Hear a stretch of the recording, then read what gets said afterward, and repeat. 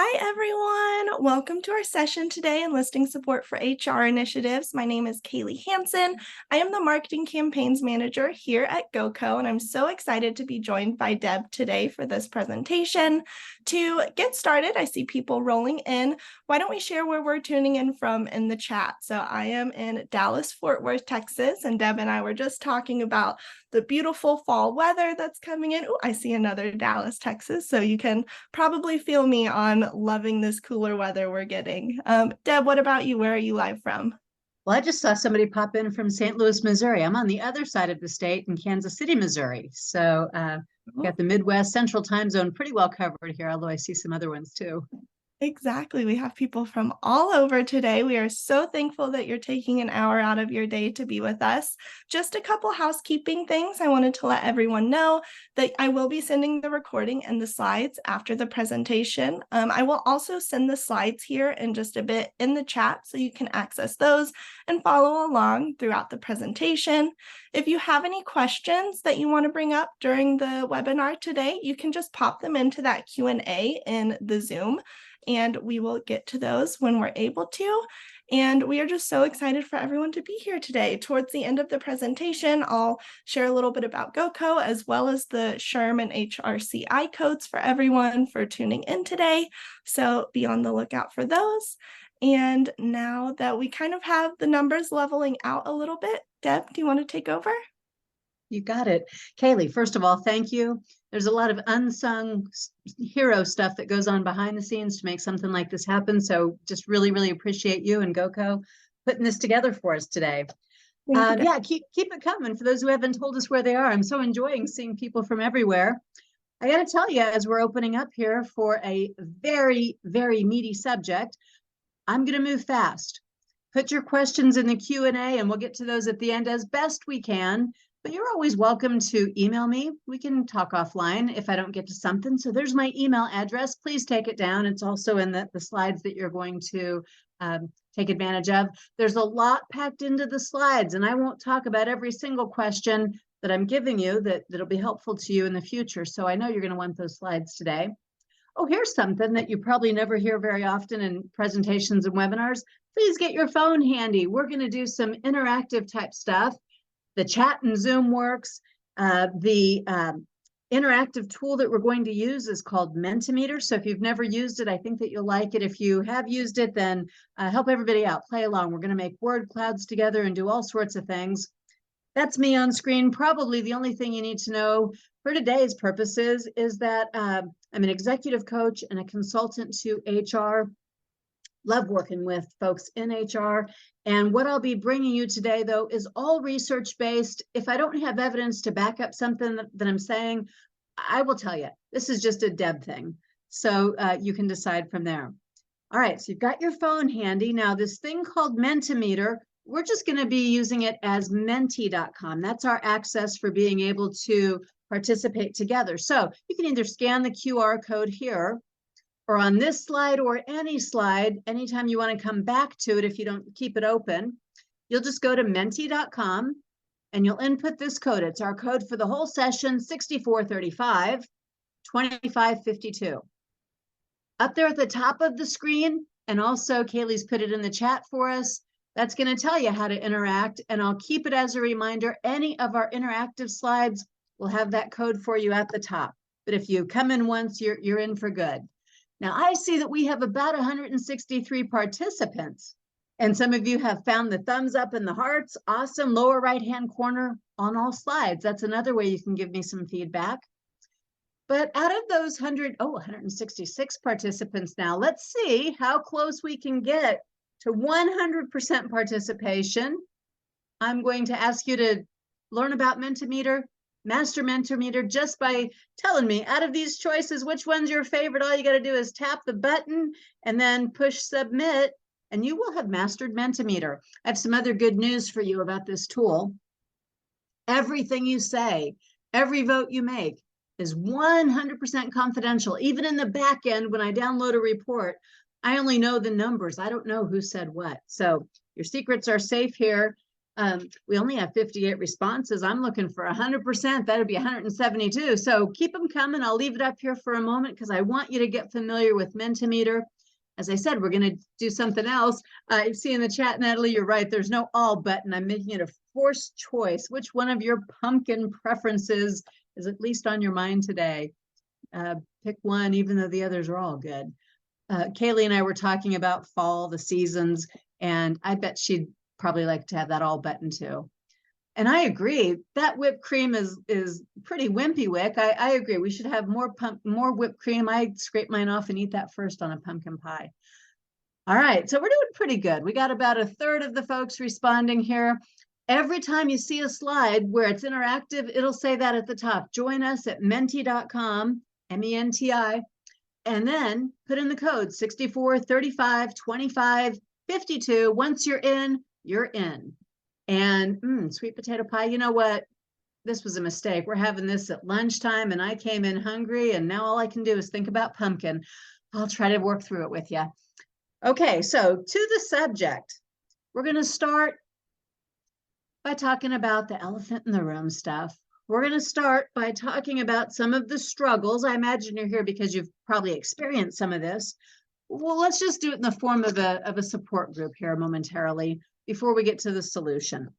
So I wish it were different, but the truth is HR, we're not often enough seen as being revenue generating. In fact, if anything, we're seen as being the expense part of the business because, of course, people and benefits are where the number one line item expense usually falls. So maybe it's one and two. We've got the people, we've got their salaries, we've got their benefits. So HR takes away from revenue. And not only that, they don't necessarily understand, they don't put the pieces together. They'll say HR doesn't drive business results, to which I usually respond, wait a minute, you're telling me people don't drive business results? But it's a disconnect. Perceptually, they don't see HR as being solution oriented. They just come to you when they've got problems that got way bigger than they really need to be. And HR is not customer facing. So we get these perceptions out there about why HR isn't contributing. Now, we all know better. We all know better, but this is what we're up against. And not only that, in surveys, CEOs who really ought to know better are saying things like this. Now, I understand in some places for various reasons, sometimes these things are true or they might be partially true, but then there becomes this big, broad overgeneralization where people are saying HR isn't accountable for business results. HR gets to slide. HR doesn't have the comprehensive understanding of all the business operations and of what drives revenue and what our strategy and our challenges really are. HR doesn't have KPIs that impact business performance. They don't get data oriented. They're not analytical. All kinds of stuff. These perceptions are out there. They're real. And I'm curious, before I roll it all up for you and we move to some better news, I'm curious to know, whoops, let's see where we can go here. Here it is. All right. I'm curious to know from you which misunderstandings you have encountered in your business. I'm giving you just a quote to give you a moment to think about that before we work in menti.com to put that in the form of a word cloud. Some of the general common misunderstandings out there are that we're reactive. And oftentimes, maybe we are, because people don't bring stuff to us early enough to let us be proactive despite our best efforts.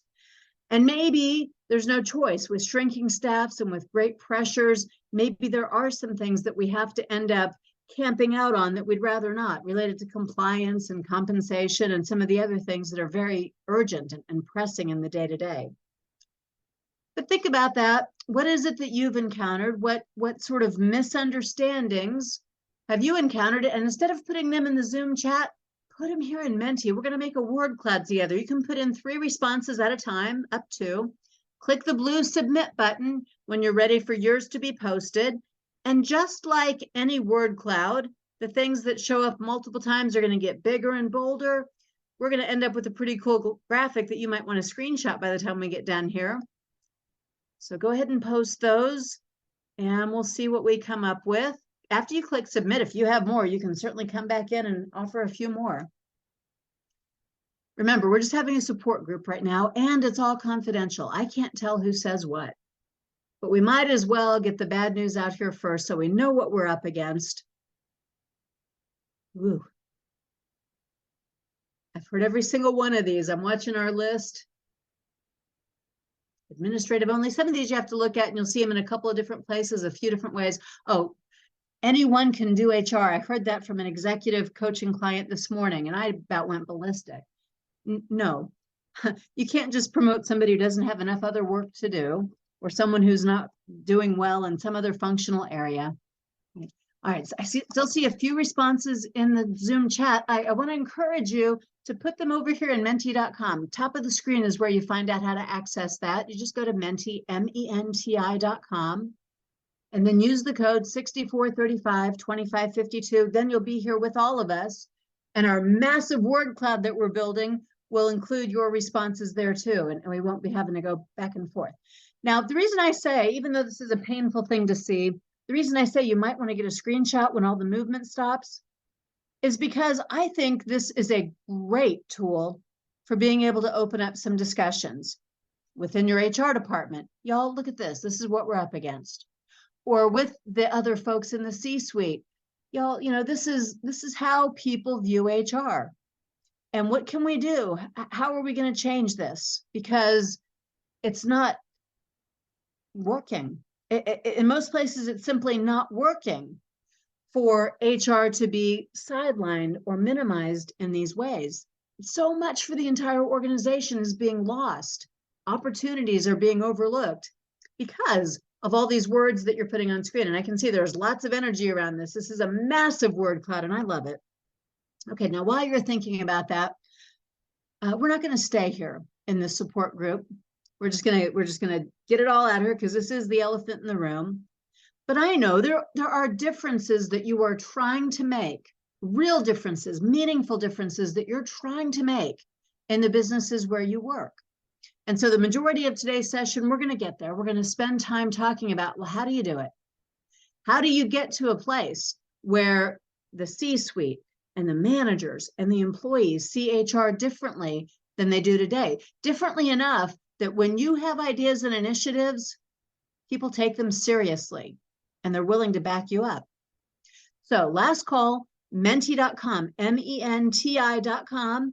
And our code for the whole session, you go in once, you'll be there for good. It's 6435-2552. It's in the Zoom chat. If you scroll up, it's also on the top of the screen for any of our interactive slides. It'll always be right there at the top of the screen. Well, it looks like reactive, non-strategic, compliance, police, disciplinary, and pro-management. These are administrative. These are some of the top terms that are showing up. And I know you have experienced it. You've experienced it. Whether you are already in the C-suite, you hold a title like CHRO, or you are a business partner, or maybe you're an HR department of one. Seems like this is one thing that we all have in common, or some of these struggles to get the attention, to get the support that we need. And sometimes you may feel like you're banging your head against a wall. Nobody's listening. Nobody's taking you seriously. I'm going to show you how to change that. And what I'll be showing you, I have done this presentation, I think at least 100 times with a lot of different groups, SHRM groups and chapters and whatnot. And I'll give you a 5-part formula to use. And I'll encourage you to tell me your success stories. That's why I keep doing this one. It's why I've done it so often, is because it really, truly works. We're going to change minds. We're going to get you some opportunities to have your initiatives taken seriously. Okay. We have to move. So take a snapshot if you want to of that word cloud. When you blow it up on a big old screen with a PowerPoint, it's going to look pretty good. It's certainly going to get some attention. Help people understand what it is you're up against. Those perceptions, they might not have awareness of them, and they should. Okay, well, here's the roll-up, right? This is what research says are the most frequently expressed perceptions that limit HR. And if we took everything in the word cloud, it probably adds up to something like this. And, you know, you don't want to inadvertently reinforce these messages either. Like take HR as the keeper of the culture. You can do a lot of work. You can spend a lot of time and effort trying to be the keeper of the culture, trying to implement the programs and do the trainings and monitor what's going on in the culture. But if it's all alone in HR, it's never going to take. Some of these ought to be shared so that you can liberate time and put efforts into those more strategic initiatives, the ones that you know will make that difference in the business. So on balance, there are some things here that we want to be careful that we don't accidentally reinforce so that we can help change those perceptions that we're in the word cloud. All right, so how do we do it? Well, if we want to be seen as strategic business partners in the C-suite, then you have to go beyond today. You have to reframe what you're saying to talk about the long term, to talk about the big picture, to make sure that you are hearing and echoing what they're saying in the C-suite, to make sure that you are demonstrating an awareness and an understanding, to make sure that you're addressing the priorities of CEOs. Now, the priorities of CEOs are also often the priorities of everybody else in the C-suite because they are right there alongside the CEO. But if you're talking directly to the CFO or the chief operating officer or someone else, don't use these as a blanket. In fact, even with your CEO, don't make these assumptions. It's going to be much better to ask, what's the number one most important thing you're thinking about this quarter? And we're going to align with that. I'll show you the process for doing it. These are the top 6 priorities of CEOs, and this research has been repeated often, and it's pretty consistent, right? They need new ways to grow. They know that they have to take risks because standing still is just greenlighting the competition to eat your lunch. They know that there's a lot of regulatory change, and it's not just people employment law kinds of regulatory changes. It's tax rates, it's environmental regulations, it's financial reporting. There's just a lot that the board is holding the CEO accountable for, and there could be some energy and some thought around that at any given moment. They know that technology, AI, whatever's new next is going to impact your business. So they're looking to finance and operational leaders, including HR, to help them remain both compliant with those regulatory changes, but also to stay ahead of the latest, greatest, newest technologies that will get them the business results that they're looking for.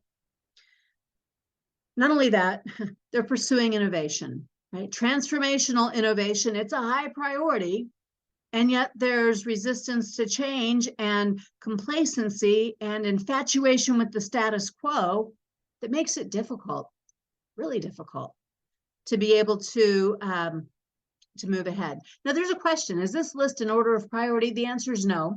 So I appreciate the question. I need to clarify that. It's typically these same 6 things that show up, but different companies and different CEOs have different values. Yours might say people and culture is number 1. People and culture might really be number 1, or it might be a platitude. So you probably have to listen a little closely and tap in.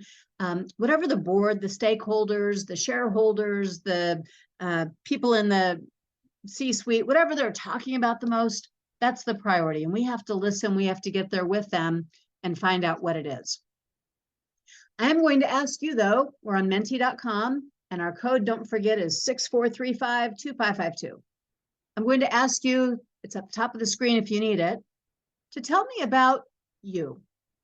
How often are you involved in each one of these 6 top priorities? How often are you having conversations about them? Remember, everything here is confidential. I cannot tell who said what. But using menti.com, little honest self-assessment here. After you have, if you need to, go to slide. It'll take you to the one that looks like this and just slide those bars across. Be honest. Is it never? Is it daily? Is it somewhere in between? It's a 5-point scale. Let's just see what we get collectively as a group here. And you got to move fast on this one because I'm going to move fast pretty quick through the slide, but I just want to see, where are we stronger? Where are we having more conversations? And where do we have more opportunity? People and culture, no surprise, is the front runner so far. After all, this is mostly HR people who are here. I hope we're having everyday conversations about people and culture. So far, new revenue growth is lagging. There aren't many CEOs in many industries who don't spend a fair amount of time and thought about new revenue growth. So you might look for those opportunities. Opportunities where you're talking about it, you have ideas about it, or you're supporting it. The new initiatives for revenue growth. Here's what that means in terms of people practices. Our 5-step process that I'm about to give you will show you exactly how to connect those dots so that you can do a storytelling that isn't just, we have the exciting, cool new people practice. Nope, it's, we have initiatives to support those priorities of the CEO and the C-suite. And if you are engaging in these conversations more often around these 6 big topics, well, then you won't be coming out of left field. This is just part of the norm. And your initiatives become part of the norm. They become part of the everyday conversations. If you want them to be talking about your stuff on a more regular basis, you start by talking about their stuff and showing them the links between them. Okay, so we have room. Even in people and culture, we have room here to potentially improve how often we're talking about these topics that matter to the C-suite. What we really need to do, as I was saying, is we need to make these links in ways that they can't be bundled. Real, authentic ways, not make-believe. We're not trying to fool anybody here. But there are links. We just have to bring them to the forefront. And it starts by putting yourself in the shoes of the stakeholder you need to convince. If that's the CEO, then put yourself in the CEO's shoes. If it is your CHRO, put yourself in his or her shoes. We have to understand what matters to them. What are they talking about? What are they being measured on? What vision and changes do they want to see? And there's a 5-step process for doing that. I'm going to go through it pretty quickly. But then I'm going to come back and build out some tools you can use, some things you can leverage to tell the story, connect the dots. And after that, I'll give you some specific examples. How do you do this in succession planning? How do you do this in recruiting? How do you do this if you're championing some HRIS or other HR technology? I'll give you real concrete examples. They come from people like you who came through a training with me and then followed up with me and shared with me what they did. All right, so the 5 steps. Number 1, we've been talking about it. You've got to understand the need. Don't make it up. Don't think it's the same today as it was last quarter, because these things do change. But if you're going to create a compelling case, one that people will pay attention to, the first thing you do is you put yourself in the other folks' shoes. And you don't make any assumptions. We're not going to generalize. We're going to get specific, and we're going to be current, and we're not going to make any assumptions. See, it'd be easy for me to assume, oh, you're all in HR. You certainly must care about then things like people practices. You probably care about behavioral interviewing. You care about being able to retain people longer. I could make big assumptions like that, but they'd fall a little flat. It'd be much better if individually I could come to one person and ask a few questions and find out just how bad are the retention issues and what's the impact on the business and how is that affecting your department and what's it doing to your budget. And if I could get specific and concrete and real, I'd have a whole lot more to work with. As we had conversations, as I brought ideas to you, I'd be solving your real, true, immediate problems. Same is true for you with your CEOs and others. And after you do that, it's not enough to understand it. When you tell your story, when you put together the 5 elements of the story, you're going to start verbally, after you have a good understanding, with restating that back to the other person. You're going to restate it in the way that's in the context of the shoes you're walking in, the issues they're facing, the problems they have, the things that keep them up at night. And you're going to talk about business results, not just it's the right thing to do, not just it reflects our values, not just it's the employee experience we want to create. Although those things are important and they all may be true, they fall short of getting to business results, driving revenue, being innovative, helping to facilitate change, managing the risk. Those things that are on the minds of CEOs are the kinds of business results that you need to be able to get to and talk about. And you're going to do it concisely. You might have reams of research and a build out of what else you could say in your back pocket, ready when the questions come. But initially, as you're expressing your idea and you're enlisting support for it, you're going to pick out just a few key pieces, the neon lights ones that are really important to help you tell the story, because you're going to make this need between your needs, Mr. or Mrs. CEO, and my idea. They are going to become so clearly, concisely, absolutely linked that you could never, ever imagine solving the problem without what I have to offer you. We're doing that work on the front end to be able to create that case, to connect the dots, so that when you tell the story very clearly, it's going to be compelling. You're going to simplify it. You can elaborate later on. You're going to be prepared for that. But this is about initially delivering a message. It's like grabbing someone by the lapel and drawing them in close to you and being able to truly capture their attention in ways that I usually don't see HR folks do. And the reason we don't do it, I think it's mainly because we assume everybody knows what we know. That they ought to know it's people. It's people practices. The lifeblood of the organization are the employees. So of course we have to retain them. Of course we have to engage them and give them great experiences. And if you stop there, you've missed the mark because you haven't connected the dots all the way back to the practical, tangible, measurable business results that the CEO is being held accountable to. So if you just put these pieces together, it changes everything.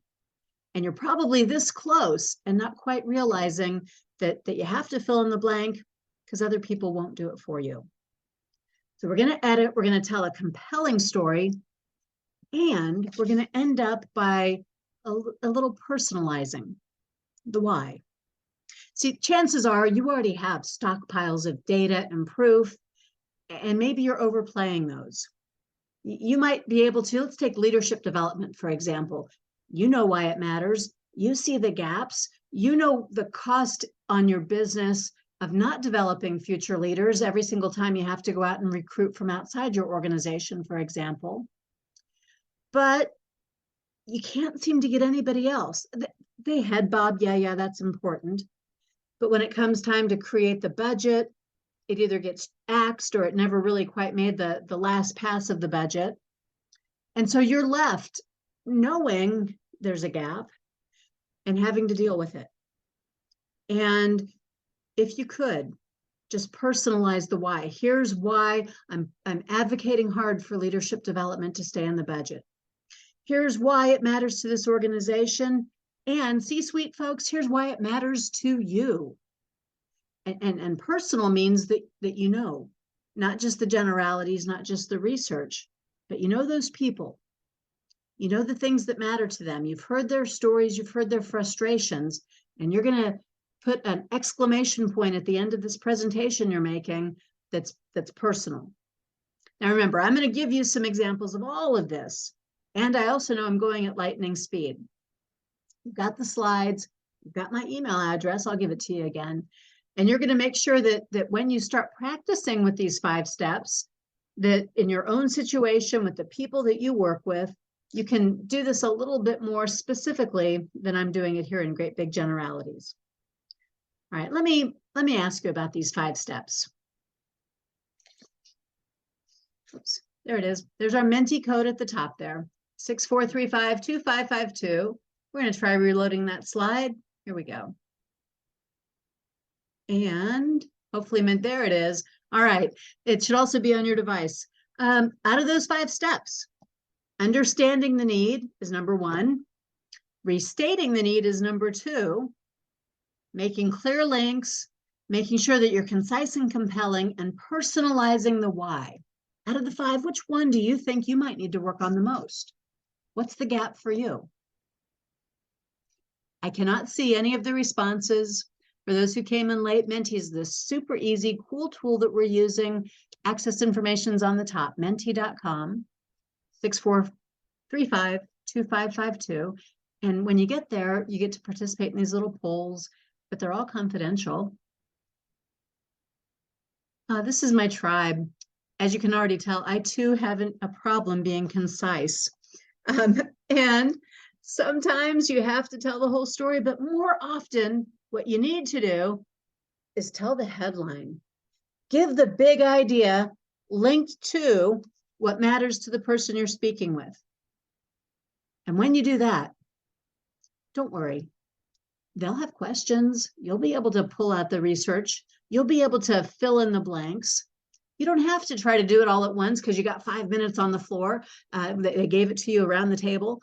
No, just grab their attention. Like I said, it's like pulling them in by the lapels, face to face. They can't help but ask questions or want more information if you make the connection, business results, and your initiative. We've also got some folks who are talking about that. Making clear links is a gap. Personalizing the why, when I observe and when I coach and talk to HR folks, it's often a blind spot. So it didn't get a lot of votes here, but I'm going to challenge you as you think about telling your story, as you think about trying to enlist support. Are you truly personalizing it, or are you perhaps using outdated information or making it more generalized across the company versus personalized? I mean, like to a person, personalized. Okay.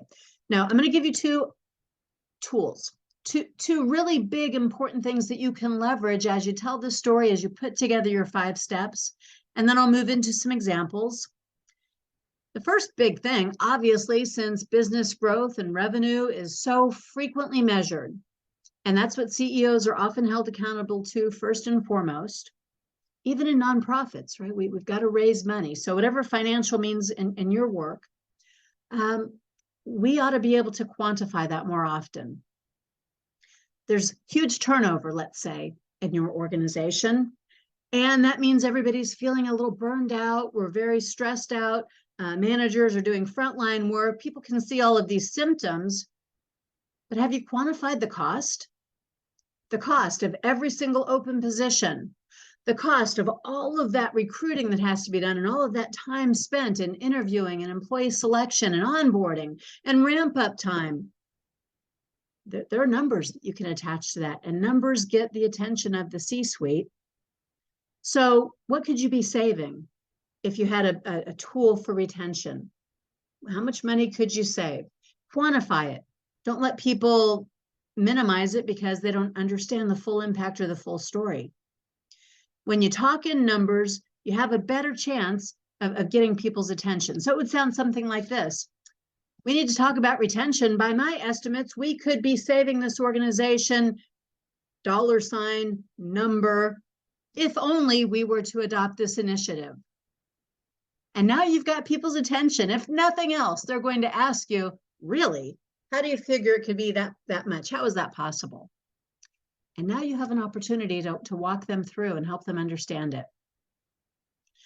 Okay, so that's building block number 1. Now, building block number 2, I'm going to spend a little more time on it because I know that you're already aware, and I know that you're already paying attention to this building block, but I find that most of us dramatically, seriously underutilize this tool. And I'd like to see you change that. And this tool is employee engagement. Employee engagement, no matter how you're measuring it, it's more than a survey. And that data, that's more than this manager versus that manager. Engagement matters tremendously. It matters to every initiative in every business. Corporate Executive Board summarizes it this way, but you can also get tons of other research just like this. Okay, so the definition is a heightened emotional connection. Don't miss the word emotional. Whole people come to work, including their emotions. When and only when people have that heightened emotional connection, will they apply additional discretionary effort to the work that they do? And you want that additional discretionary effort. Otherwise, you're paying people, but you're not getting as much done. I'm going to put a bunch of factoids on the next few slides, and you have the slides so you can get them, but I won't spend too much time on each one. When you have improved employee engagement, that heightened emotional connection, there's a domino effect that happens. Every bit of research affirms this, nothing disputes it. The first thing that happens when you have improved employee engagement, because of that heightened emotional connection that people feel, is that you get an impact on retention. You have reduced turnover. People stick around. They stay with the organization. That includes your high potentials. And along with that, your talent management and your succession planning obviously improves. You've got institutional knowledge sticking around. You've got opportunities to develop people. And those people are then your ready now candidates for succession. And when you have that, of course, you also get higher productivity. Higher productivity because you have the institutional knowledge, you have people with emotional connections, productivity by every measure, quality of work, quantity of work, speed of output, lesser absenteeism, even reduced worker comp claims, all of it flows from employee engagement. So you can significantly increase productivity, which naturally then plays out into improved customer loyalty and satisfaction. Customers are happier with businesses who have engaged employees. And you've got improvements in both top line revenue, more money comes in when customers are happier. And you also get bottom line profitability improvements because your expenses are reduced. If for no other reason, then you aren't spending as much on recruiting and hiring and onboarding, or you don't have as many mistakes because of that productivity increase, higher quality, higher quantity output, because employees are applying additional discretionary effort. So it's win-win-win all the way around. No other way of looking at employee engagement. But do you know that not that many people in the C-suite understand this the way that you do? They think employee engagement, ho-hum, nice to have. They don't understand that it is imperative. They certainly don't understand that engagement is the numero uno primary enabler of executing on any business strategy. Any. Whatever they want to accomplish, like those top 6 priorities of a CEO, they're not going to do it as easily or as well unless they improve employee engagement, which is how you can start connecting a lot of the dots. So I'm curious, I just want to know, are you doing this? Are you leveraging this employee engagement data strategically to tell stories like this? Menti.com, 6435-2552. Where do you stand when it comes to really packaging this up and telling the story, the importance of employee engagement? Once you pick yours, don't forget to click the submit button. I just want to see where we are as a group. It's all confidential. And I'll leave it open for just another moment because I need a drink. Don't worry, it's just tea. I'm still thinking about all that pumpkin stuff we were looking at earlier. I might have to go find some of that after we're done here. Okay. Well, look at that. We have opportunities. If you use nothing else from this webinar, if you use only employee engagement data to start telling the story and making the dots get connected, you will already have done something that can be game changing. But I'm going to give you some more concrete examples. Let's start with this one. The links between your initiatives that you want to do related to talent review and the priorities of the C-suite. I'm going to give you an example. This comes from someone who was in a webinar like this with me a couple of years ago. And she wrote it up and we went back and forth. I'm happy to do email with any of you. She put the story together and it was successful, what she was trying to do. So I hope I do it justice. She said something along these lines, and I'm modifying to change the year. Hey, I want to talk about the strategic plan for 2024. In the plan, you've said that we need to identify and pursue new growth and revenue streams to remain competitive, even as technology emboldens startups and the market, our customers, they're unable to differentiate our superior offerings. It's gotten a little muddy out there. This was all something she'd been hearing the C-suite talk about. To position ourselves for these challenges, I'd like to propose significant modifications that will simplify and streamline our talent review processes. I want to support the managers who are time pressed, and I want to reduce the risk of negative perceptions about our current approach with the management team and with employees. We do need to be able to identify employees who are representing our competitive advantages well in the marketplace. We need to recognize the ones who are visionary and in tune with the marketplace so that we can build those new revenue streams. And I know this is keenly important to the board and of particular interest to the CRO, the Chief Revenue Officer. That's why I'd like to get support for these modifications starting in the sales division as a beta test. Hopefully you heard all 5 of those steps: understanding the need, being able to restate the need, making clear links in a concise, compelling way, and then personalizing, in this case, to the Chief Revenue Officer. That's it. I know it sounds so easy, but it's the thought work that you'll put into it and the connections that you'll be making to find out how to personalize, to find out what's right now most important to the folks that you need to enlist so that they will support what you're doing. Now, as I go through a few more examples in different parts of HR, you're going to see slides that look like this one. They're meant to be thought starters based on the kinds of things I hear from folks who work with this. They're meant to help you think about how the others in the C-suite might be looking at, in this case, talent review or talent management. If you can answer questions like this and weave the answers into your 5-step process, which is your opening, your opening where you are getting folks' attention so that you can then build out your story and explain your initiatives. Very different from walking in and saying, we need to change our talent management approach. We need to bring in this technology for talent management. We need to get all those managers doing their part when it comes to talent management. We created a new talent management system. I need everyone to log in and fill out the form every quarter. Those get resistance because people don't understand. They don't understand why. They don't understand the impact on the business. They don't understand that this is strategic and future focused and that it helps them. So when you connect the dots using those 5 steps, you are more often going to have people who just naturally come along with you.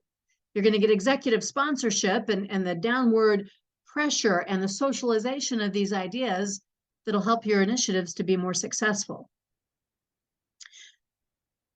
There's lots of research, and I'm downplaying it here because I know that many of you see it in other webinars and you probably subscribe to the kinds of tools that I do where this is presented to you all the time.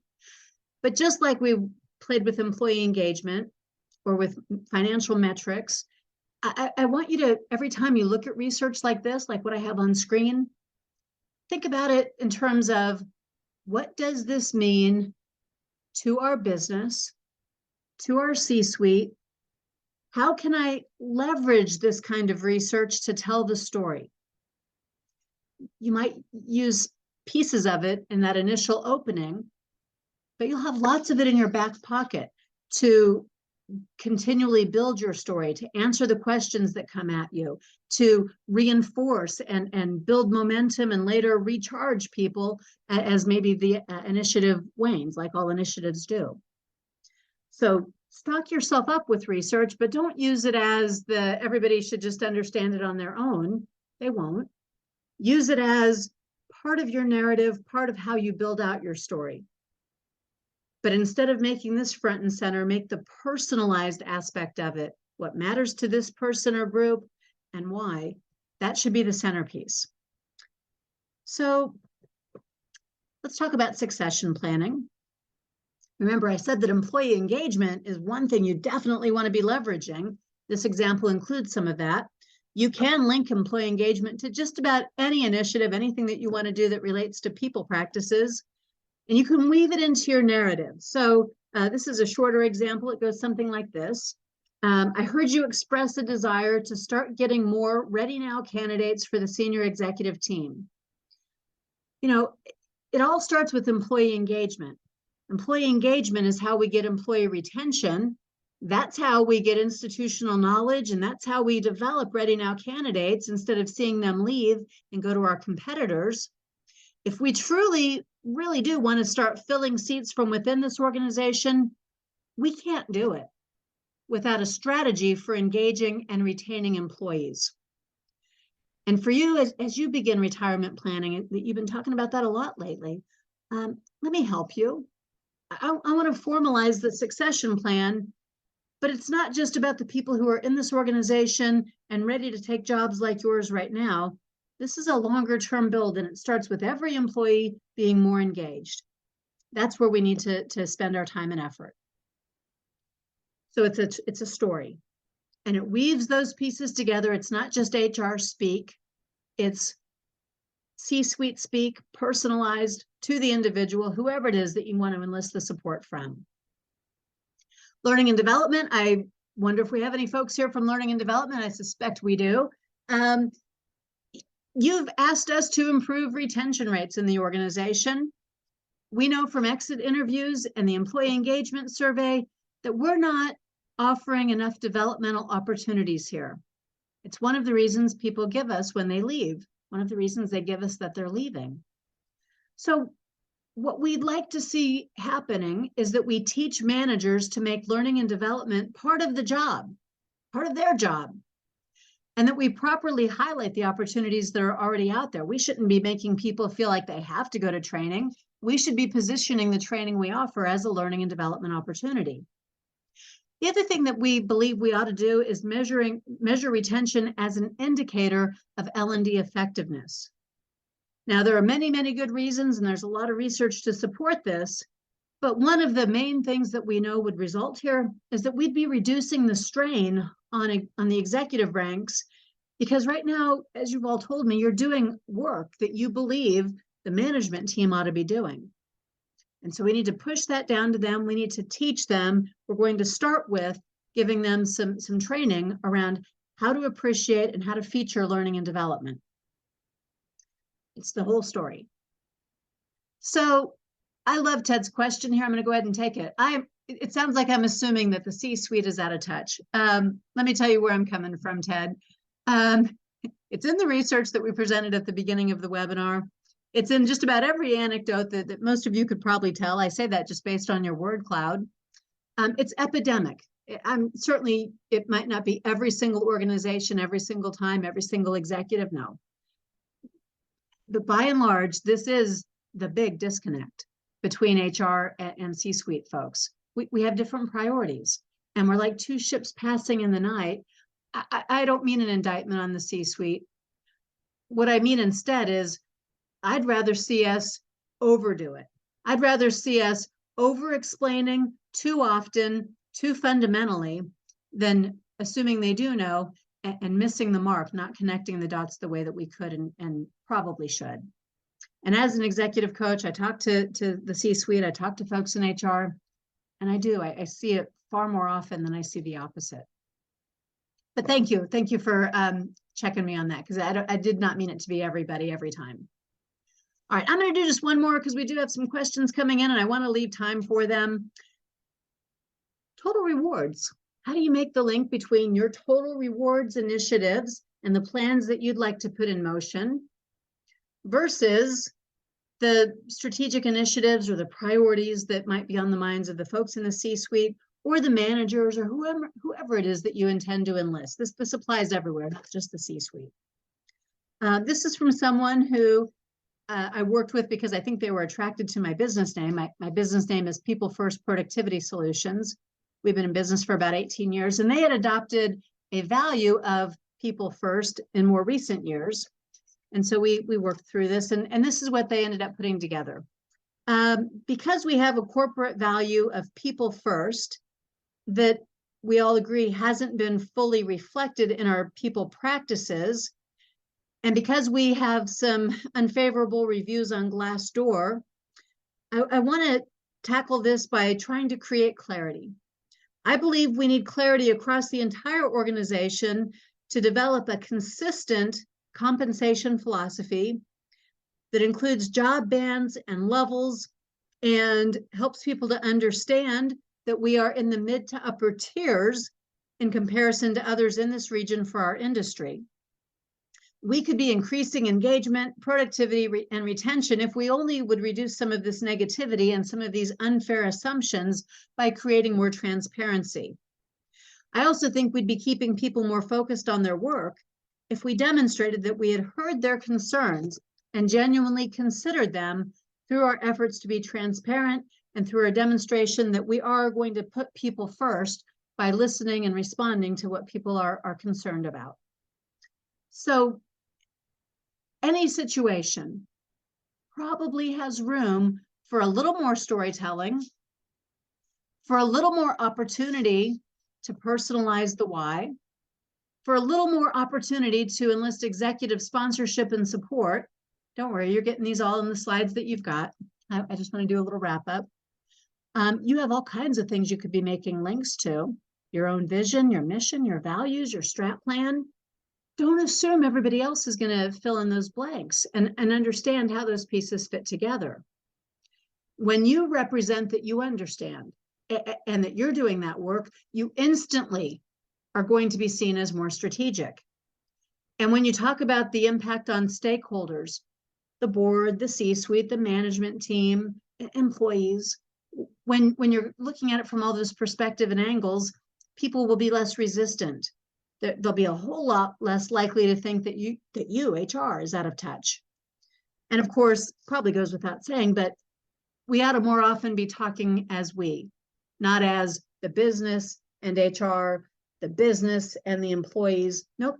Talk about customers. Talk about all of us together. Talk about those impacts, because I think they do make a difference. Now, I want to make you an offer. Hopefully it's an offer you can't refuse. I'm putting it in the chat too. This is my new release book. It just came out a couple of weeks ago. It just came out, and it's on back order. If you go to Amazon right now and try to buy this, it's 4 or 5 weeks before you'll get it in hardback. So we issued the paperback. It came out 2 days ago, and those are shipping in just a couple of days. But you don't have to do any of that. If you would like to get an autographed copy that comes with a master class on asking questions, the kinds of questions that reveal information that help you put together stories like this, you can get the autographed copy of the book, and you can get the class for $35. That QR code and that URL will take you to it. I hope that you will. It'll be a great way for us to keep in touch. Rave reviews so far. The offer's only in the US because of shipping costs. So for those who might be coming from outside the US, I apologize. Hit me up though if you want to figure something alternative out, and we'll make it happen. Okay, now we've got some great questions. Kaylee, let me come back to you for a little wrap up and whatever remaining time we can for questions. Sounds great. So before we go on to questions, let me share my screen really quick. Do you mind if I stop sharing your screen, Deb? Yeah, so everybody, that's a last call to get that QR code or that URL. And I'll put my email address in case you miss all of it. I'll put that in the chat while Kaylee takes us to a different slide. Perfect. Thank you so much, Deb. That was amazing. So much great information. And I loved all of the action in Minty, all of the feedback and responses. That was great. So just a quick little offer as well from GoCo. GoCo is an all-in-one HRIS. So we give you more time to focus on what's most important, which is your people, by automating typically manual tasks in your HR processes. So if you go to goco.io/coffee, then we will send you a Starbucks gift card if you schedule some time to talk with our experts. So Deb, we have a couple questions that came through chat and then a couple in the Q&A. Is there a specific place you'd like to start? we start at the bottom? Felicia's question caught my attention here, Awesome. Let's do and that. I can answer it pretty quick. All There right. So we go. Felicia's asking, what if the problem is HR leadership? Um, been there, done that. Uh, that 5-step process, it works for everybody. You can use it with your HR leadership. You can use it with your significant other, your kids. It's just a human thing, not so much just a C-suite thing. So let's find out. Let's find out what matters to the senior leadership in HR. What is the personalized why? What is it that matters most to them? What are they being measured on? And if you can align there and connect the dots at that level, then you have a better chance of selling your idea, even in that regard.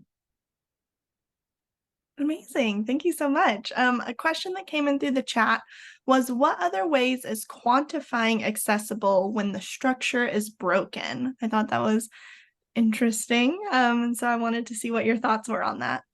I made it need a little more context there. So ways to quantify when the structure is broken. Am I getting that, Kaylee? Yeah. I'm So going to what try other to scroll up and ways? find it. No worries. It's what other ways is quantifying accessible when the structure of, I'm guessing the structure of the organization is broken. Okay. So, you don't have to make it up. What are they measuring? What's your boss measuring? What are the KPIs? What are they talking about? If you have even one a year touch points with the CEO and they have a state of the company, something, right? Or if they're a publicly traded company and they have to post it online, somewhere someone is talking about the measures, even if they're soft measures of what matters to them. So qualitatively, there might be some things you can look at anecdotally. There might be some things that you're hearing about. If you don't have good quantifiable some things that someone's measuring, look for the other ones. Amazing. Thank you. That is all I had seen from the chat. Is there anything else that you were wanting to address in the Q&A box, Deb?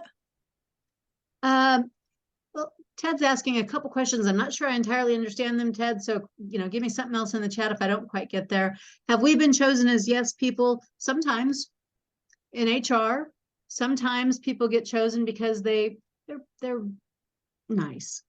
You could break the bad news to somebody in a gentle way, or you've been chosen because you have good administrative skills and you won't push back too much. So yes, people, I could define that a lot of different ways.